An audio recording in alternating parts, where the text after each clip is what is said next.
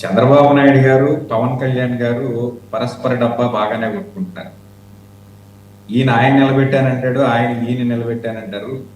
గతంలో వీళ్ళిద్దరు యొక్క వైరు వ్యాఖ్యలు కూడా చూసిన వాళ్ళగా అనాలిసిస్ చేయాల్సింది ఏంటంటే, వీళ్ళు అవసరానికి కావాలంటే పొగుడుకుంటారు. తర్వాత రేపొద్దున ఎలక్షన్లో ఏదైనా వ్యవహారం తేడా వస్తే అవసరమైతే ఒకరికొకరు వెన్నుపోట్లు కూడా పొడుచుకోవడానికి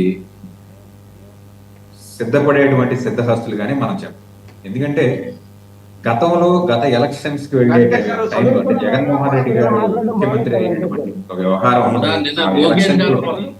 సత్యనారాయణ గారు కొంచెం సేపు ఆగండి, ఆయన మాట్లాడండి, మీ దగ్గరకు వస్తాను కదా మళ్ళీ ఆయన మాట్లాడండి. అయ్యా, మాకు సినిమా నటుల యొక్క పబ్లిసిటీ అవసరం లేదు, మా దగ్గర ఉన్నటువంటి మెగాస్టార్ చంద్రబాబు నాయుడు గారు మాకు అది చాలు అని చెప్పేసి అని లోకేష్ గారు.